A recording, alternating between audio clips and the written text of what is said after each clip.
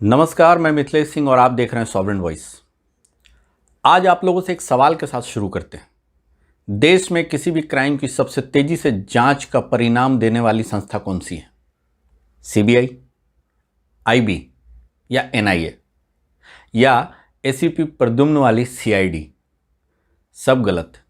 एक नई एजेंसी अधिकृत हुई है अभी महाराष्ट्र में, एनसीपी, नेशनल कांग्रेस पार्टी, और उसके चीफ शरद पवार। जी हाँ, एनआईए तो अभी भी इन्वेस्टिगेशन कर ही रही है, जो सचिन वाजे वाला जो केस है, लेकिन शरद पवार ने और एनसीपी ने सदी के सबसे लायक मुख्यमंत्री उद्धव ठाकरे के साथ मिलकर महाराष्ट्र के गृह मंत्री को क्लीन चिट दे दिया है। आपको पता होगा या शायद नहीं भी हो तो जान लें, महाराष्ट्र में इन दिनों एक राजनीतिक बवंडर छाया हुआ है, सचिन वाजे, जिसने महाराष्ट्र सरकार का बाजा बजा कर रख दिया है।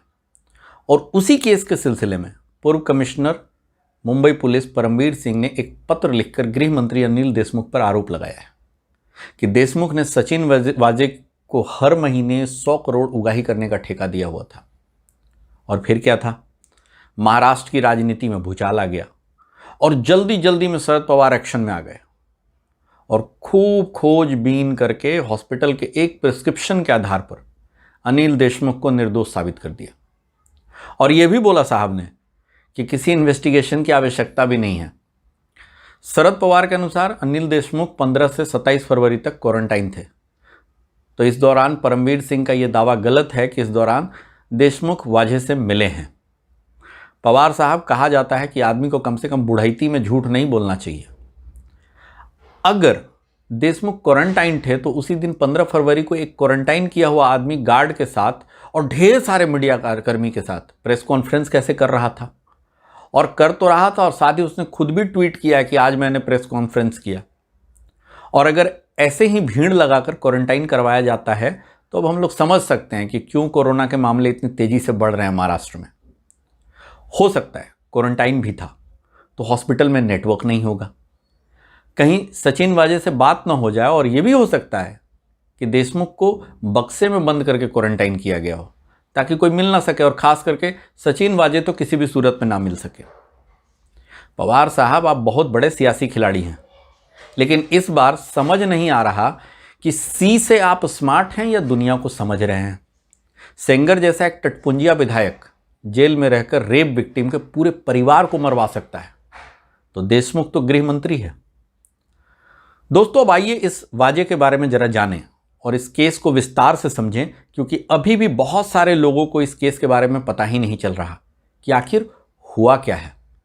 और सही बात है, इसमें आप देखेंगे ना तो बहुत अजीब सा षड्यंत्र है। कुछ कंक्लूजन निकलता नहीं दिखता, कोई तर्क नहीं दिखता है कि आखिर वाजे ने ऐसा किया क्यों है। तो ये कहानी है बहुत सारे भ्रष्ट पुलिस वाले और नेताओं के गठजोड़ पर आधारित, फिल्म की कहानी जैसी। जॉली LLB 2 के सिंह साहब वाला इत्तेफाक सुने ही होंगे, तो सिंघम की तरह नेताओं के तलवे चाटने वाले पुलिस वालों की कहानी भी है इसमें। और हाँ, अब तक 56 वाला उनकाउंटर स्पेशलिस्ट भी। एक असिस्टेंट पुलिस इंस्पेक्टर है सचिन वाजे, जिसने 1990 में पुलिस फोर्स ज्वाइन किया और बहुत कम समय में मुंबई पुलिस का एनकाउंटर स्पेशलिस्ट बन गया। उसके नाम से 63 एनकाउंटर दर्ज हैं। हमेशा चमक दमक में रहने वाला पुलिस ऑफिसर एक शार्प दिमाग का मालिक है, जिसमें उसने कई किताबें भी लिखी हैं। 2002 में घाटकोपर ब्लास्ट केस के एक आरोपी ख्वाजा यूनुस की मौत वजह की कस्टडी में हो गई, और उसके बाद सचिन वजह को 3 मार्च 2004 को 14 और पुलिस वालों के साथ सस्पेंड कर दिया गया। फिर तब से मामले की जांच चल रही है और आज भी चल रही है उस मामले की जांच।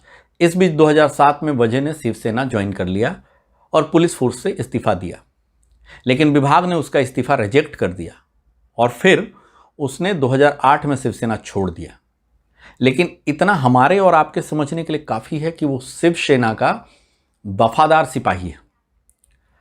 जब सैया भये थानेदार, तो सब नियम ताक पर रखकर 16 साल बाद शिवसेना ने अपने तलवे चाटने वाले सुपर कॉप को फिर से 6 जून 2020 को कोविड में पुलिस की कमी का हवाला देकर ज्वाइन करवा दिया, और फिर उसका इस्तेमाल भी शुरू हो गया।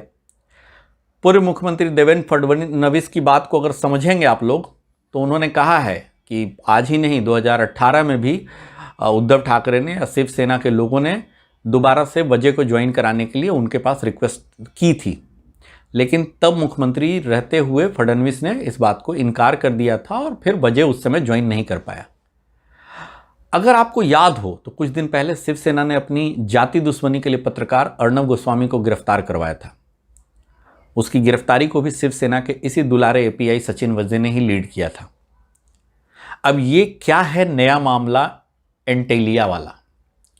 एंटेलिया यानी मुकेश अंबानी का घर, जहां 25 फरवरी को एक लावारिस स्कॉर्पियो खड़ी मिलती है उसके पास में, और उसमें से मिलता है 20 लूज जिलेटिन रॉड जिससे बॉम्ब बनाया जाता है, लेकिन साथ में कोई डेटोनेटर या टाइमर नहीं था।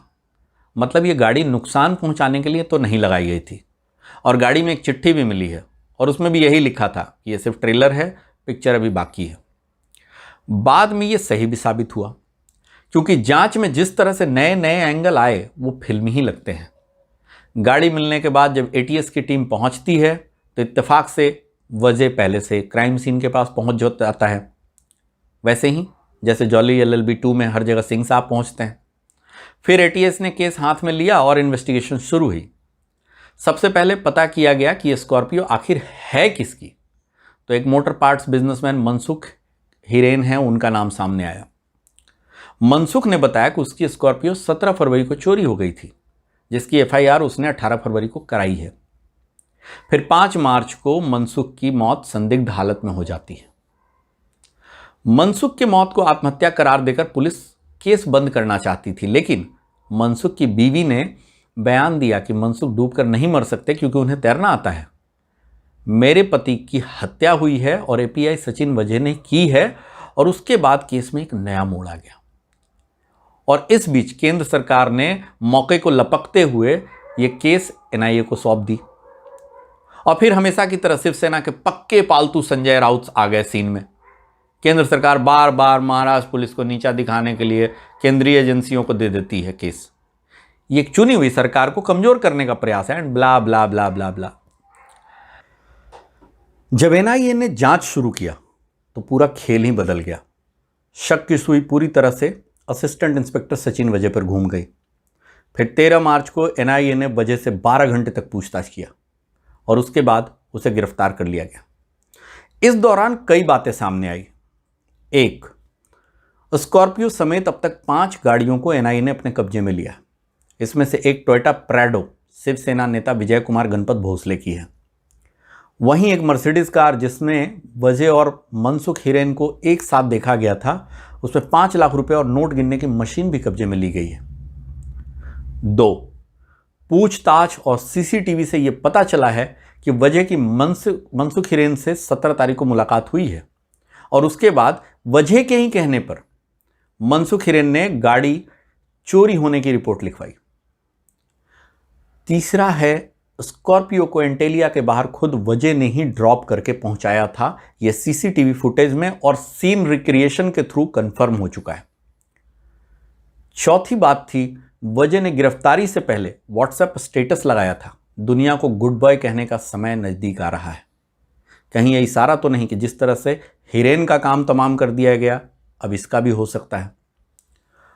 5वां फाइंडिंग है, वजह ने यह बात कबूल कर लिया है कि इस साजिश में उसका हाथ है और 25 मार्च तक एनआईए को वजह की कस्टडी मिली हुई है और एनआईए 25 मार्च तक केस को सुलझा लेगी, ऐसा माना जा रहा है।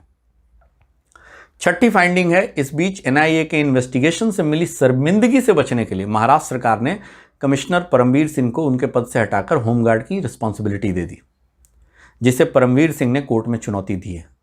साथ ही परमवीर सिंह जो है वो उनका, जैसे शुरू में बताया था कि अनिल देशमुख के खिलाफ 100 करोड़ की उगाही वाले चिट्ठी बम फोड़ दिया, तो वो उन्होंने चिट्ठी ऐसा लिख दिया है कि अनिल देशमुख जो है वजह से वो उगाही करवाने का प्रयास कर रहे थे, और वो भी 100 करोड़ महीने का। और 7वीं फाइंडिंग थी, इस दौरान अपने घर के कॉम्प्लेक्स के और कई दूसरी जगह के सीसीटीवी फुटेज को वजह ने अपने कब्जे में ले लिया था इन्वेस्टिगेशन के नाम पे और उसे डैमेज कर दिया। मनसुख हिरेन मर्डर केस अभी भी मुंबई पुलिस के एटीएस ब्रांच के पास ही हैं। तो मामले में इमेज की मिट्टी पलीत होते देख एटीएस के डीआईजी शिवदीप लांडे ने मनसुख हिरेन मर्डर केस की गुत्थी सुलझा लेने का दावा किया है। साथ ही एटीएस ने सस्पेंडेड कांस्टेबल जो है विनायक शिंदे और क्रिकेटर बुक्की नरेश धरे को हिरेन मर्डर केस में गिरफ्तार किया है, जिसकी जानकारी लांडे ने ही फेसबुक पोस्ट के जरिए से दी है। आज एनआईए वजह को लेकर ट्राइडेंट होटल पहुंची थी और ऐसा माना जा रहा है कि वजह 16 से 20 फरवरी तक यहां रुका था और एंटेलिया ब्लास्ट की जो पूरी साजिश है यहीं रची गई थी। एनआईए यहां होटल स्टाफ से पूछताछ के अलावा सीसीटीवी फुटेज के जरिए जानने का प्रयास करेगी कि कौन कौन लोग इस दौरान वजह से मिलने यहां आए थे। बात इतनी आसान लगती नहीं है। जब गुंडे सरकार में बैठे हों, ऐसी घटनाएं होते रहना कोई बड़ी बात नहीं है। शरद पवार ने तो बड़ी आसानी से क्लीन चिट देकर अनिल देशमुख को निर्दोष करार दे दिया, लेकिन अभी अगले 3 दिन में सचिन वजह क्या क्या उगलेगा उससे बहुत कुछ साफ हो सकता है। लेकिन एनआईए के सारे फाइंडिंग्स को महाराष्ट्र सरकार वेंडेटा पॉलिटिक्स नहीं कहेगी, यह कैसे हो सकता है? वहीं इस सारे मुद्दे पर कांग्रेस लगभग शांत है। शिवसेना के दूसरे नेता भी बहुत कम ही बोल रहे हैं, लेकिन उनका परमानेंट पेट राउत अभी भी वजह की ईमानदारी का सर्टिफिकेट देने से बाज नहीं आ रहा। दूसरी तरफ पूर्व कमिश्नर परमबीर सिंह भी आर पार के मूड में हैं और वो अपने ट्रांसफर को सुप्रीम कोर्ट में चैलेंज किए हैं और साथ ही अनिल देशमुख के घर के सीसीटीवी फुटेज को भी कब्जे में लिया जाए, ऐसी मांग की है उन्होंने। उधर दूसरी तरफ आज संसद में निर्दलीय एमपी नवनीत राणा ने इस मामले में शिवसेना पर हमला बोला, तो गुंडों की पार्टी शिवसेना के सांसद अरविंद सावंत ने उन्हें धमकी दे दी कि तुम्हारा महाराष्ट्र में घूमना मुश्किल करवा दूंगा। अब देखते हैं अगले 3 दिनों में और क्या क्या बदलता है और किस तरह की हरकतें महाविकास अघाड़ी के लोग करते हैं महाराष्ट्र में। ये बहुत देखने वाली बात होगी। क्या सरकार भी रहेगी या जाएगी? सरकार की सेहत पे भी कुछ असर पड़ेगा? ये भी देखने वाली बात होगी। आज के लिए इतना ही। धन्यवाद।